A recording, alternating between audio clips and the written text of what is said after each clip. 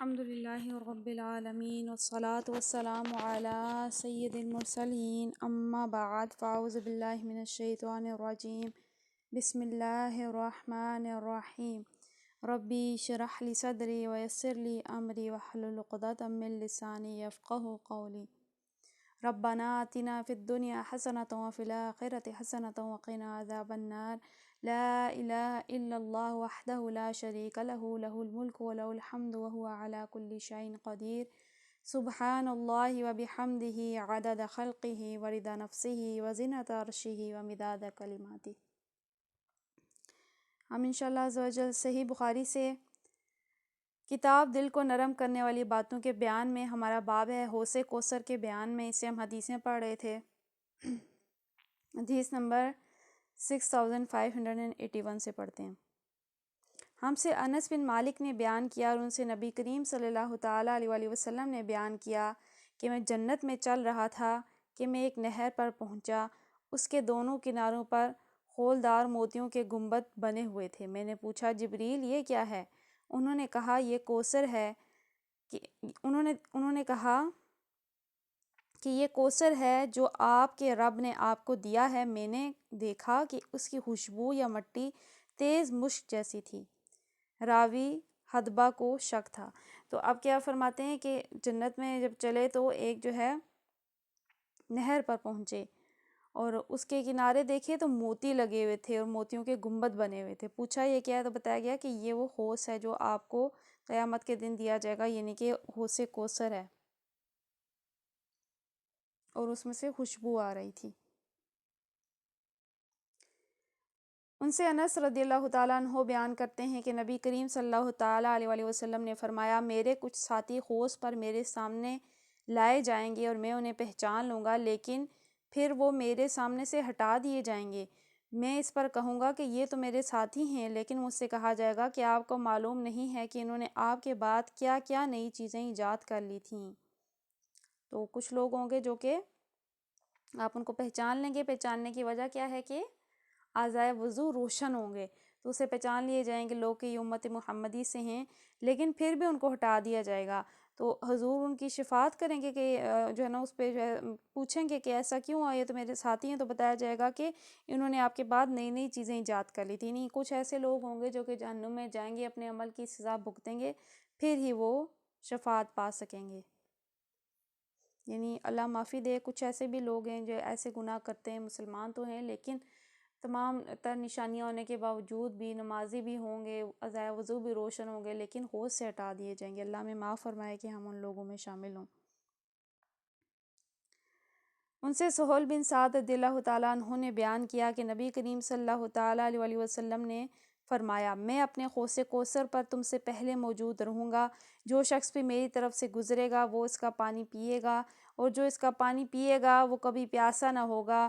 اور وہاں کچھ ایسے لوگ بھی آئیں گے جنہیں میں پہچانوں گا اور وہ مجھے پہچانیں گے، لیکن پھر انہیں میرے سامنے سے ہٹا دیا جائے گا۔ استغفر اللہ۔ دیکھیے کہ کتنی بدبختی ہے کہ انسان جو ہے پہچان بھی ہو رہی ہو، حضور بھی پہچان رہے ہوں، وہ بھی حضور کو پہچان رہا ہو، لیکن اس کے باوجود اس کے عمل ایسے بد ہوں، ایسے گنہگار ہو وہ کہ وہ حوض کوثر سے بھی ہٹا دیا جائے اور اس کو آب کوثر نصیب ہی نہ ہو۔ تو یہ کئی سارے عمل ہیں جس کی بنا پر یہ ہو سکتا ہے، انڈیویجول لیول پہ بھی اور اجتماعی لیول پہ بھی ایسے عمل ہو سکتے ہیں، منافقت ہو سکتی ہے، اور بینگ اے لیڈر کوئی ایسی غلطی کی ہو، یا بینگ اے انڈیویجول آپ نے کسی کے ساتھ ظلم زیادتی کچھ بھی ایسا گناہ کیا گیا ہو کہ آپ اللہ کی رحمت سے دور ہوں، تو آپ کو ایسا عمل ہوگا کہ حوض تک بھی پہنچیں گے، حضور تک بھی پہنچیں گے، لیکن آب کوثر نہیں پینے دیے جائیں گے۔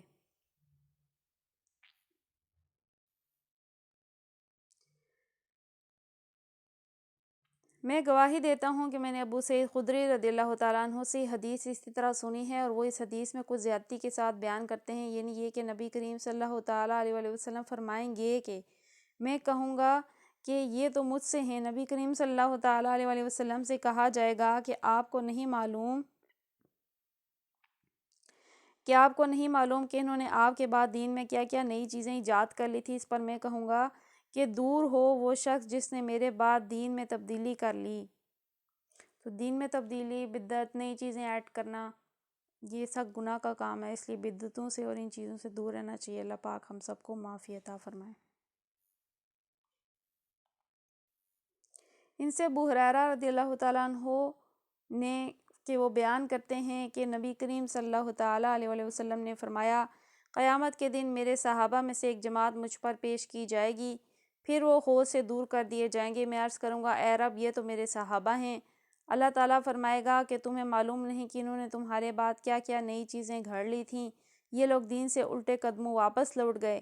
دوسری سند میں شعیب بن ابی حمزہ نے بیان کیا کہ ان سے زہری نے کہ ابو ہریرہ رضی اللہ تعالیٰ عنہ نبی کریم صلی اللہ تعالیٰ علیہ وآلہ وسلم کے حوالے سے فیجلون یعنی بجائے فحلون کے بیان کرتے ہیں، اور عقیل فحلون یعنی معنی تھوڑے سے آگے پیچھے ہیں کہ نئی نئی چیزیں ایجاد کرنے سے کیا مراد ہے، تو وہ یہ الفاظ تھوڑے سے مختلف بیان کرتے ہیں۔ کتنی ساری حدیثیں دیکھیے کہ حوض سے واپس لوٹ جانا۔ ہم اللہ سے دعا کرتے ہیں کہ ہم سب کو آب کوثر نصیب فرمائے، ہمیں وہ پیارا میٹھا پانی جس کے بعد کبھی پیاس نہیں لگتی وہ نصیب فرمائے۔ نبی کریم صلی اللہ تعالیٰ علیہ وآلہ وسلم کے صحابہ سے ابن مسیب روایت کرتے ہیں کہ آپ صلی اللہ تعالیٰ علیہ وآلہ وسلم نے فرمایا، حوض پر میرے صحابہ کی ایک جماعت آئے گی، پھر انہیں اسے دور کر دیا جائے گا۔ میں عرض کروں گا، اے میرے رب، یہ تو میرے صحابہ ہیں۔ اللہ تعالیٰ فرمائے گا کہ تمہیں معلوم نہیں انہوں نے تمہارے بعد کیا کیا نئی چیزیں ایجاد کر لی تھیں، یہ الٹے پاؤں اسلام سے واپس لوٹ گئے تھے۔ یعنی یہ کہ انسان جو دین کے اصل احکامات ہیں وہ چھوڑ کے غلط بدعت کے راستے پہ چل پڑے، تو وہ سب گناہ کا کام ہے کہ اصل دین تو چھوڑ دیا، اسلام سے تو پلٹ گیا، لیکن کسی اور راستے پر چل پڑا۔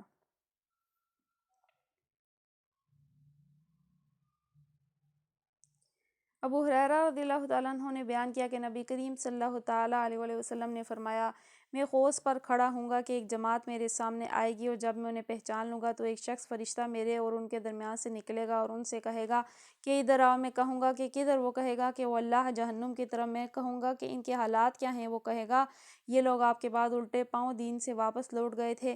پھر ایک اور گروہ میرے سامنے آئے گا، جب میں انہیں بھی پہچان لوں گا تو ایک فرشتہ میرے اور ان کے درمیان میں سے نکلے گا اور ان سے کہے گا ادھر آؤ۔ میں پوچھوں گا کہاں؟ تو وہ کہے گا اللہ کی قسم جہنم کی طرف۔ میں کہوں گا ان کے حالات کیا ہیں؟ فرشتہ کہے گا یہ لوگ آپ کے بعد الٹے پاؤں واپس لوٹ گئے۔ میں سمجھتا ہوں کہ ان گروہوں میں سے ایک آدمی بھی نہیں بچے گا، ان سب کو دوزخ میں لے جائیں گے۔ استغفر اللہ۔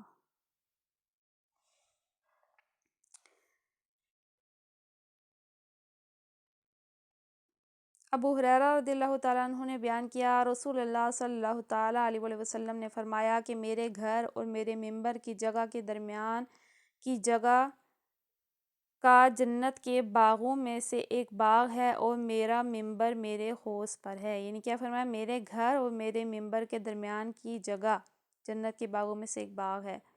تو یہ ریاض الجنہ اس کو کہا جاتا ہے۔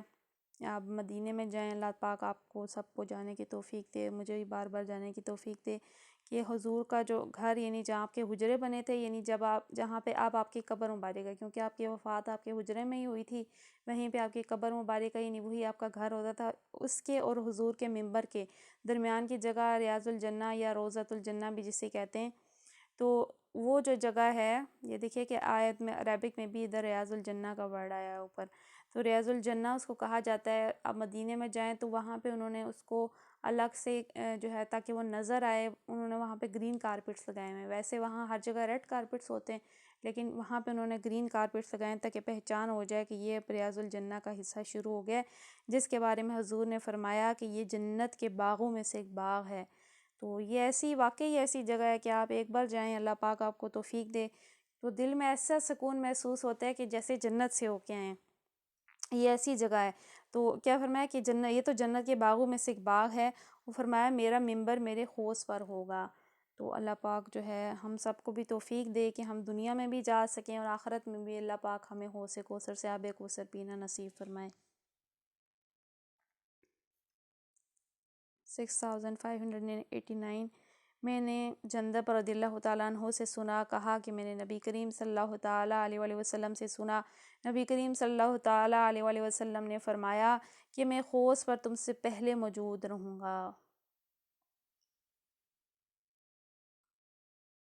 6590 ان سے عقبہ بن عامر رضی اللہ تعالیٰ عنہ نے فرمایا کہ نبی کریم صلی اللہ تعالیٰ علیہ وآلہ وسلم باہر تشریف لائے اور شہدائے احد کے لیے اس طرح دعا کی جس طرح میت کے لیے جنازے میں دعا کی جاتی ہے۔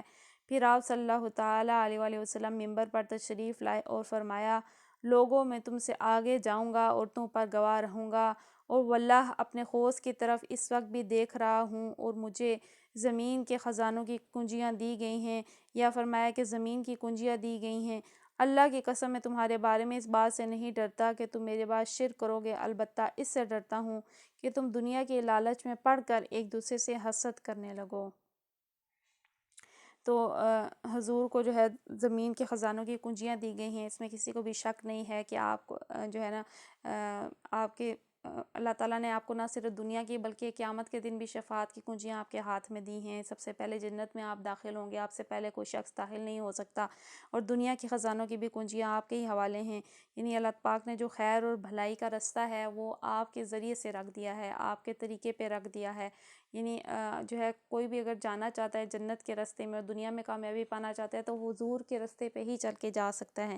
اور فرمایا کہ تمام جو بھی خیر کی کنجیاں ہیں دنیا کی، اللہ نے مجھے دے دی ہیں۔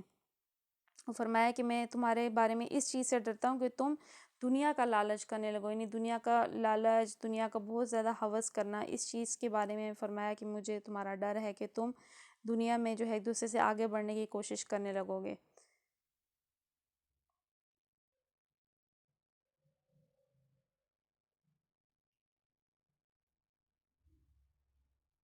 جب ہم تفسیر کی طرف چلتے ہیں، تفسیر میں تھوڑا سا بتا دیں ہم نے کیا لاسٹ ٹائم کون کون سے احکامات پڑھے تھے؟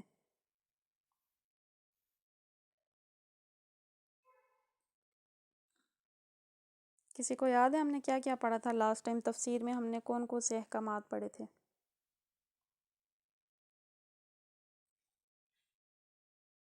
ابھی جو میں نے کلاس دی تھی، السلام علیکم، وعلیکم اس السلام۔ میں ہم نے یہ پڑھا تھا کہ جو مطلب عورتیں اس میں غلام لونڈیاں جو ہوتی ہیں اور یا یتیم، ان کے حقوق پڑھے تھے کہ ان کے مطلب حصے، ایک تو یتیموں کا حصہ نہیں مارنا تھا، یتیموں کا حصے کو مطلب غلط طریقے سے استعمال نہیں کرنا تھا، اور دوسرا یہ کہ وہ جو عورتیں جنگ کے بعد آتی ہیں تو ان میں سے یہ تھا کہ انہیں آپ ظلم کے ساتھ اپنے ساتھ نہیں رکھ سکتے، بلکہ یہ نہ ہو کہ آپ ان کو جائیداد کے خاطر ان کی شادیاں نہ کریں یا انہیں اپنے پاس رکھ لیں، بلکہ آپ ان سے نہ شادی کر لیں تاکہ ان کو حقوق مل سکیں۔ تو اس وقت کیا شادی کی اجازت دے دی گئی تھی؟ ٹھیک ہے، یہ ہم نے جو ہے پڑھا تھا کچھ لاسٹ ٹائم۔ اس کے علاوہ ہم نے جو ہے یتیموں کے حوالے سے علاوہ ہم نے پڑھا تھا جی جی کہ عورت کے جو مہر ہے وہ خوش دلی سے مطلب دو جی اس کا جو مہر ہے، لیکن وہ اپنے خوشی سے نہیں لینا چاہتی تو آپ اس کی مرضی ہے، لیکن اس کو دینا اس کے لیے بنتا ہے۔ اور یتیموں کے مال کے بارے میں بھی پڑھا تھا کہ اگر مطلب ان کا مال صحیح طریقے سے ان کا استعمال کرو اور ان کو ان کے سپورٹ کرو جب وہ اس قابل ہو جائیں کہ وہ اپنے مال کی حفاظت کر سکتے ہیں، اور ٹھیک ہے، ان کا مال مطلب اس طرح نہیں کھانا چاہیے کہ یہ نہیں کہ مطلب جیسے وہ جوان ہو پہلے ان کا مال ختم کرتے تھے، بلکہ بالکل یہ چیزیں ہم نے لاسٹ ٹائم غریب ہے دیکھی ان تھی۔ کو معروف طریقے سے پہنائیں گے۔ بالکل، تو مہر کے حوالے سے ہم نے پڑھا اور یتیموں کے حوالے سے پڑھا تھا، اور اس سے پہلے ہم نے جو حمیرہ نے بیان کیا وہ پڑھا تھا۔ تو آج ہم انشاءاللہ عز و جل آیت نمبر 7 پڑھیں گے۔ یہ حمیرہ پر عربک پڑھیں گے اس کی؟ جی، اعوذ باللہ من الشیطان الرجیم، بسم اللہ الرحمن الرحیم۔ للرجال نصیب مما ترک الوالدان والأقربون وللنساء نصیب مما ترك الوالدان والأقربون مما قل منه أو كثر نصيبا مفروضا۔ جزاک اللہ۔ للرجال مردوں کے لیے نصیب حصہ ہے، مما ترک جو کچھ چھوڑا الوالدانی ماں باپ، والاقربون اور قرابت دار، وللنساء اور عورتوں کے لیے نصیب حصہ مما ترکا جو چھوڑا الوالدانی ماں باپ نے، والاقربون اور قرابت داروں نے، مما قل اس میں سے تھوڑا، منہ اس سے، او کثرہ یا زیادہ، نصیباً حصہ، مفروضہ مقرر کیا ہوا۔ اچھا، عربک جب ہم پڑھتے ہیں نا اور ہم ورڈ ٹو ورڈ بھی پڑھتے ہیں تو پھر کوشش کیا کریں تھوڑی تھوڑی ہماری نا ووکیبلری بھی بننا شروع ہو جائے۔ جیسے رجال کا لفظ مردوں کے لیے ہے، نساء کا لفظ عورتوں کے لیے ہے، یا والدان یا ولدان، اس طرح سے یہ والدین کے لیے لفظ ہے، اقربون قرابت دار، رشتہ دار۔ اسی طرح سے ترک، جیسے ہم کہتے ہیں نا ترکہ، یعنی جو چھوڑا، جو مال چھوڑا ہوتا ہے اس کو ہم ترکہ کہتے ہیں۔ اسی طرح سے تو چھوٹے چھوٹے ورڈ تاکہ ہم آہستہ آہستہ یاد کریں۔ مردوں کے لیے اس مال سے حصہ ہے جو ماں باپ اور رشتہ داروں نے چھوڑا، اور عورتوں کے لیے بھی اس مال سے حصہ ہے جو ماں باپ اور رشتہ داروں نے چھوڑا، خواہ تھوڑا ہو یا بہت، اور یہ حصہ اللہ تعالیٰ کی طرف سے مقرر ہے۔ تو اب جو وراثت کے تھوڑے بہت احکام آ گئے ہیں کہ عورتیں ہوں یا مرد ہوں، اس لیے الگ الگ اللہ تعالیٰ نے کلیریفائی کیا کہ مردوں کے لیے بھی اس میں سے حصہ ہے جو ان کے والدین یا رشتہ دار چھوڑیں، اور عورتوں کے لیے بھی حصہ ہے جو وہ چھوڑیں، خواہ وہ تھوڑا ہو یا زیادہ ہو۔ تو آئیے اس کی تفسیر میں جاتے ہیں۔ اس آیت میں واضح طور پر 5 قانونی حکم دیے گئے ہیں۔ ایک یہ کہ میراث صرف مردوں ہی کا حصہ نہیں ہے بلکہ عورتیں بھی اس کی حقدار ہیں۔ دوسرا یہ کہ میراث بہرحال تقسیم ہونی چاہیے، خواہ وہ کتنی ہی کم ہو، یعنی کہ خواہ یعنی کہ چھوٹی سی چیز بھی ہو۔ میراث ہے، وہ بندے کا چھوڑا ہوا مال ہے، والدین کا ہے یا رشتہ داروں کا ہے، وہ سب میں تقسیم ہوگا، خواہ وہ کتنی کم ہو۔ حتیٰ کہ اگر مرنے والے نے 1 گز کپڑا چھوڑا ہے اور 10 وارث ہیں تو اسے بھی 10 حصوں میں تقسیم ہونا چاہیے۔ یعنی کیا ہے، بہتر جو چیز ہوتی ہے وہ یہ ہوتی ہے کہ کچھ چھوٹی سی بھی چیز ہے، یعنی کسی بھی چیز کو ادنا نہ خیال کیا جائے اور کوئی ایک شخص ہی اپنے سارا اپنے حصے میں لے جائے اور اس طرح سے وہ ناحق مال کھائے گا۔ ہاں، اگر کوئی ایسی چیز ہے، مثال کے طور پہ جیسے مثال انہوں نے دیا کہ 1 گز کپڑا ہے اور سب راضی ہیں کہ بھائی فار ایگزامپل یہ اس کی بیٹی لے لے، ہمیں اس پہ کوئی اعتراض نہیں ہے، سب لے لیں، سب راضی ہیں مکمل طور پہ، وہ کہلوا بھی لے سب سے۔ پھر اگر ایک شخص، کیونکہ دیکھیے 1 گز کپڑا اس کے 10 حصے ہو گئے تو کیا ہی بچنا ہے۔ تو اگر سب اپنی خوش دلی سے راضی ہیں، اور پھر جو ہے نا، یعنی یہ چیز کلیریفائی ہو اگر کوئی چیز نہیں تقسیم ہو رہی، البتہ یہ کہ چھوٹی سے چھوٹی چیز بھی تقسیم ہونی چاہیے۔ یہ اور بات ہے کہ ایک وارث دوسرے وارثوں سے ان کا حصہ خرید لے۔ تیسرا، اس آیت میں یہ بات مترشح ہوتی ہے کہ وارث کا قانون ہر قسم کے اموال و املاک پر جاری ہوگا، خواہ وہ منقولہ ہوں یا غیر منقولہ، زرعی ہوں یا صنعتی، یا کسی اور صنف مال میں شمار ہوتے ہوں۔ تو اب کیا مال کے بارے میں فرمایا کہ یہ چیز جو قانون ہے اس طرح سے ڈویژن ہونے کا، یہ ہر قسم کے مال پر ہوتا ہے، خواہ وہ کسی بھی طرح کا مال ہو۔ چوتھا، اس سے معلوم ہوتا ہے کہ میراث کا حق اس وقت پیدا ہوتا ہے جب مورث کوئی مال چھوڑ مرا ہو، یعنی کہ ظاہر ہے اس نے کچھ چھوڑا ہے، اس کا ترکے میں کچھ بچا ہوا ہے، تبھی تو وہ تقسیم ہوگا۔ پانچواں، اس سے یہ قاعدہ نکلتا ہے کہ قریب تر رشتہ دار کی موجودگی میں بعید تر رشتہ دار میراث نہ پائے گا، کہ اگر کوئی قریب کا رشتہ موجود ہے تو پہلے وہ پائے گا، پھر دور کا نہیں پائے گا۔ اور یہ جو ڈیٹیل ہے کہ کون پائے گا، کتنا حصہ پائے گا، مرد کتنا پائے گا، عورت کتنا پائے گی، یہ چیزیں جو ہے آگے آگے ہم جیسے جیسے پڑھتے جائیں گے احکام ہم پر واضح ہوتے جائیں گے۔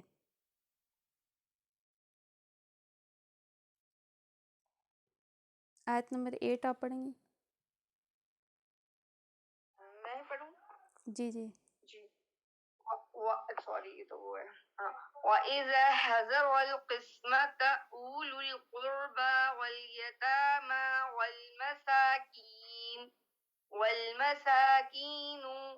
وَالْمَسَاكِينُ فَارْزُقُوهُم مِّنْهُ وَقُولُوا لَهُمْ قَوْلًا مَّعْرُوفًا۔ جزاک اللہ۔ وَإِذَا حَضَرَ، اور جب حاضر ہوں، القسمت تقسیم کے وقت، اولو القربہ رشتہ دار، والیتامى اور یتیم، والمساکین اور مسکین، فارزقوہم تو انہیں کھلا دو، دے دو، منہ اس سے، وقولوا اور کہو، لہم قولا معروفا ان سے اچھی بات۔ اور جب تقسیم کے موقع پر کنبے کے لوگ اور یتیم اور مسکین آئیں تو ان مال میں سے ان کو بھی کچھ دے دو اور ان کے ساتھ بھلے مانسوخی سی بات کرو۔ تو اسلام جو ہے ہمیشہ اچھی تعلیمات، اچھی باتوں کی تربیت دیتا ہے کہ اچھے کام کیے جائیں۔ تو اس میں سے ایک یہ بھی ہے کہ اگر جب تقسیم کرنے لگیں تو ویسے تو اس کا سب سے زیادہ حقدار سب سے قریبی رشتہ دار ہیں۔ فار ایگزامپل کسی والد نے کچھ چھوڑا ہے تو اس کے بچے، بیٹے بیٹیاں، وہ حصے دار ہیں۔ لیکن اب اگر کوئی تقسیم ہو رہی ہے اور کنبے کے لوگ یعنی رشتہ دار باقی اور یتیم اور مسکین بھی ہیں تو اللہ کیا فرما رہا ہے کہ ان کو بھی دو۔ خطاب میت کے وارثوں سے ہے اور انہیں ہدایت فرمائی جا رہی ہے کہ میراث کی تقسیم کے موقع پر جو دور نزدیک کے رشتہ دار اور کنبے کے غریب و مسکین لوگ اور یتیم بچے آ جائیں ان کے ساتھ تنگ دلی نہ برتو، میراث سے از روئے شرع ان کو حصہ نہیں ہے تو نہ صحیح وسعت قلب سے کام لے کر ترکے میں سے ان کو کچھ نہ کچھ دے دو، ان کے ساتھ وہ دل شکن باتیں نہ کرو جو ایسے موقع پر بالعموم چھوٹے دل کے کم ظرف لوگ کیا کرتے ہیں۔ جو چھوٹے دل کے لوگ ہیں وہ کیا کرتے ہیں کہ اب یہ حصہ لینے آپ یہ مانگنے آ گئے ہیں، اس موقع پہ ہمیں پتہ تھا ہم تقسیم کریں تو یہ مانگنے کے لیے آ گئے ہیں۔ اسلام ایسی باتوں سے جو ہے منع فرماتا ہے۔ اسلام تو جو ہے اس کا درس دیتا ہے کہ جتنا انہیں آپ احسان کر سکیں کسی پہ کریں، جتنا آپ اچھا رویہ رکھ سکتے ہیں رکھیں۔ تو اس میں سے ایک یہ بھی طریقہ ہے کہ اگر آپ کا کوئی ایسا رشتہ دار دور کا قریب کا غریب مسکین یا کسی بھی طرح کا ہے جو کہ اس وقت تقسیم کے موقع پر موجود ہے تو آپ خوش دلی کا مظاہرہ کرتے ہوئے اعلیٰ ظرفی کا مظاہرہ کرتے ہوئے ان کو بھی اس میں سے کچھ نہ کچھ دیں۔ ضروری نہیں ہے کوئی آپ کو یہ تو نہیں کہہ رہا پوری پراپرٹی ان کے نام لگا دیں، آپ کوئی وارث کی کوئی چھوٹی موٹی چیز آپ ان کو تحفے کے طور پر یا اس طرح سے، یا کسی کی ضرورت ہے کوئی غریب مسکین ہے کچھ نہ کچھ مال آپ دے سکتے ہیں، کچھ نہ کچھ چیز آپ دے سکتے ہیں تاکہ وہ بھی خوش ہو جائیں، راضی ہو جائیں۔ آیت نمبر 9 آپ پڑھیں گے؟ اعوذ باللہ اعوذ باللہ وَلْيَحْذَرِ الَّذِينَ لَوْ تَرَكُوا مِنْ خَلْفِهِمْ ذُرِّيَّةً ضِعَافًا خَافُوا عَلَيْهِمْ فَلْيَتَّقُوا اللَّهَ وَلْيَقُولُوا قَوْلًا سَدِيدًا۔ جزاک اللہ۔ وَلْيَخْشَىٰ اور چاہے کہ ڈریں، الَّذِينَ لَوْ تَرَكُوا وہ لوگ اگر چھوڑ جائیں، مِنْ خَلْفِهِمْ اپنے پیچھے سے، ذُرِّيَّةً اولاد، ضِعَافًا ناتواں، خافوا انہیں فکر ہو، علیہم فَلْيَتَّقُوا ان کا پس چاہیے کہ وہ ڈریں، اللہ سے، وَلْيَقُولُوا اور چاہیے کہ کہیں، قَوْلًا سَدِيدًا سیدھی بات۔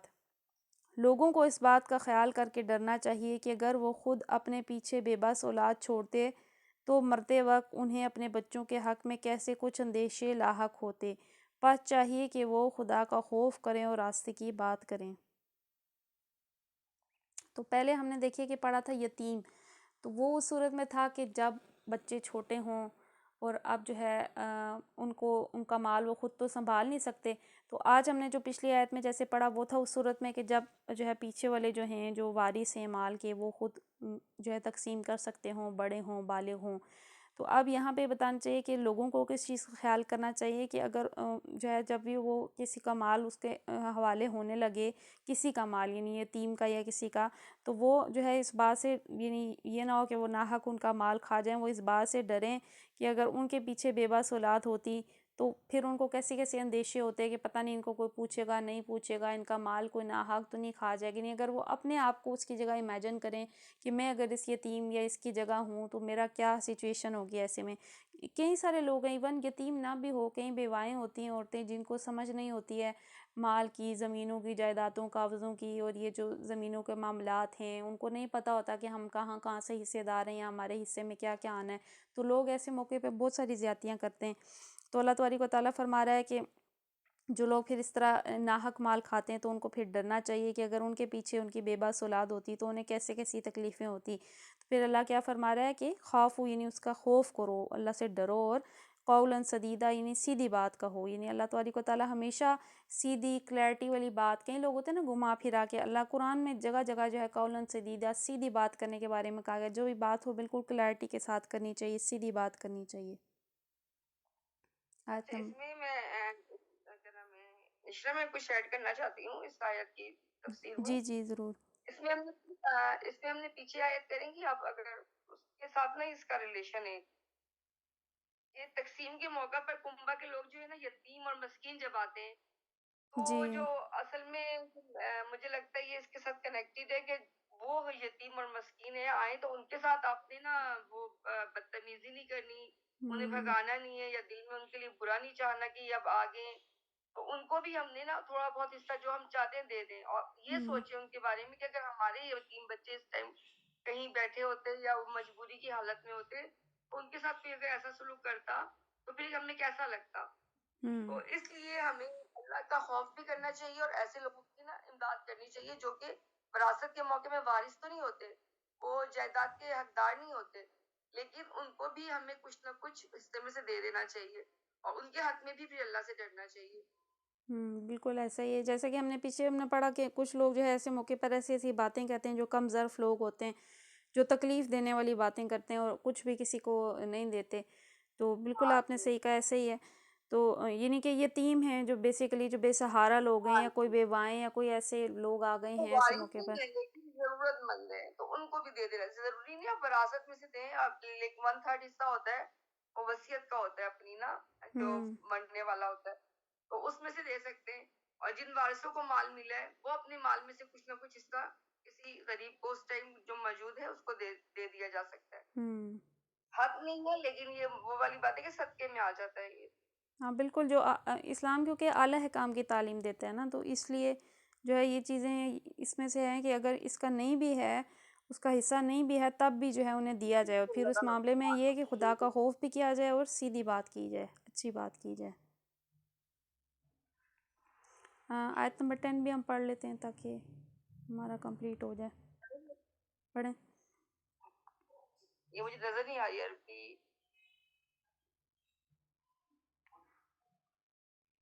اعوذ باللہ من الشیطان الرجیم. ان الذین یأکلون اموال الیتامی ظلما انما یأکلون فی بطونہم نارا وسیصلون سعیرا. ان الذین یأکلون, بے شک وہ لوگ جو کہ کھاتے ہیں, اموال الیتامی, یتیموں کے مال, ظلماً ظلم سے, انما اس کے سوا کچھ نہیں, یأکلون وہ بھر رہے ہیں, فی بطونہم اپنے پیٹ میں, نارن آگ کو, وسیصلون اور وہ عنقریب داخل ہوں گے, سعیرا آگ میں, دوزخ میں. اور جو لوگ ظلم کے ساتھ یتیموں کے مال کھاتے ہیں, در حقیقت وہ اپنے پیٹ آگ سے بھرتے ہیں, اور وہ ضرور جہنم کی بھڑکتی ہوئی آگ میں جھونکے جائیں گے. تو اب دیکھیے کہ یتیموں کے مال کا کتنا سارا یہاں پہ جو ہے بار بار احکام آ رہے ہیں, شروع میں بھی آئے ہیں, ابھی پھر کہ جو یتیموں کے مال کھاتے ہیں ناحق, تو وہ اپنے پیٹ میں وہ یہی سمجھتے ہیں کہ ہم تو بہت سارا مال ہم نے جمع کر لیا, لیکن اللہ کیا فرما رہا ہے, وہ تو دوزخ کی آگ. یعنی کہیں بھی, اب صرف یتیموں کا مال نہیں, اب کہیں پہ بھی اگر آپ ناحق کسی کا مال کھا رہے ہیں, اپنے جو ہے کہیں بھی آپ کسی کے گھر میں ہیں, یا کہیں آپ باہر فار ایگزامپل آفس جاتے ہیں, یا کوئی بھی ایسا معاملہ ہے زندگی کا جہاں پہ آپ کو امین بنایا گیا ہے, آپ کوئی بھی چیز نہ کھائیں, تو دراصل وہ اپنے پیٹ میں آپ جہنم کی آگ بھر رہے ہیں. یا لوگ دیکھیں کہ کئی بڑی بڑی پوسٹوں پر ہوتے ہیں جو کہ رشوت لیتے ہیں, اس طرح سے گناہ کے کام کرتے ہیں, یا رشوت لے کے جو ہے آپ کا کام کرتے ہیں, تو وہ دراصل اپنے پیٹ میں کیا بھر رہے ہیں, جہنم کی آگ بھر رہے ہیں. اور وہ پھر نہ صرف یہ بلکہ وہ جھونکتی ہوئی آگ میں داخل ہوں گے. حدیث میں آیا ہے کہ جنگ احد کے بعد حضرت سعد بن ربیع رضی اللہ تعالیٰ عنہ کی بیوی اپنے 2 بچیوں کے لیے نبی کریم صلی اللہ تعالیٰ علیہ وسلم کی خدمت میں حاضر ہوئیں, اور انہوں نے کہا, یا رسول اللہ, یہ سعد کی بچیاں ہیں جو آپ کے ساتھ احد میں شہید ہوئے ہیں, ان کے چچا نے پوری جائیداد پر قبضہ کر لیا ہے اور ان کے لیے ایک ہبہ تک نہ چھوڑا ہے. اب بھلا ان بچیوں میں سے کون نکاح کرے گا, ان بچیوں سے کون نکاح کرے گا. اس پر یہ آیتیں نازل ہوئیں. تو اس میں کلیئر کر دیا گیا کہ جو اس طرح سے ناحق مال کھاتے ہیں, تو وہ یہ نہ سمجھیں کہ مال ان کو مل گیا, وہ تو اپنے پیٹ میں جہنم کی آگ بھر رہے ہیں, یہ تو انگارے کی صورت میں ان کو جہنم میں کھانی پڑے گی. تو یہ کس موقع پر نازل ہوئی بھی بتا دیا گیا کہ ایک جو ہے احد کی شہید صحابی تھے, ان کی بچیوں کا مال جو ہے ان کے چچا نے بالکل پورا قبضہ کر لیا تھا. ظاہرہ بیوہ تھیں, وہ کمزور بھی تھیں, اور جانتی بھی شاید اتنا نہ ہو کہ احکام مطلب کس طرح سے ہے, لیکن یہ کہ ان کو معلوم ہو گیا کہ ان کے حصے کی جائیداد جو ہے پوری انہوں نے لے لی ہے. ظاہرہ بچوں کے پاس کچھ نہیں ہے, تو اس طرح سے جو لاوارث ہوتے ہیں ان سے نکاح کون کرتا ہے. تو اس پر یہ آیتیں نازل ہوئیں اور ڈرایا گیا اس آگ سے, اس عذاب سے. تو اللہ پاک سے دعا کرتے ہیں کہ ہم نے آج جو بھی کچھ تفسیر میں سنا, جو ہم نے احادیث مبارکہ میں سنا, اللہ تبارک و تعالیٰ اسے ہمیں یاد رکھنے کی توفیق عطا فرمائے. اللہ تبارک و تعالیٰ ہمارے گناہوں سے درگزر فرمائے. اللہ تبارک و تعالیٰ ہمیں صحیح سیدھے رستے سچے دین پر چلنے کی توفیق عطا فرمائے, اور ہماری غلطیوں کوتاہیوں سے درگزر فرمائے. آمین بجاہ النبی الامین صلی اللہ تعالیٰ علیہ وآلہ وسلم. سبحانک اللہم و بحمدک لا الہ الا انت استغفرک و اتوب الیک, استغفرک و اتوب الیک, استغفرک و اتوب الیک. بسم اللہ الرحمن الرحیم وصلی اللہ علی محمد صلی اللہ تعالی علیہ وآلہ وسلم۔ السلام علیکم ورحمۃ اللہ وبرکاتہ۔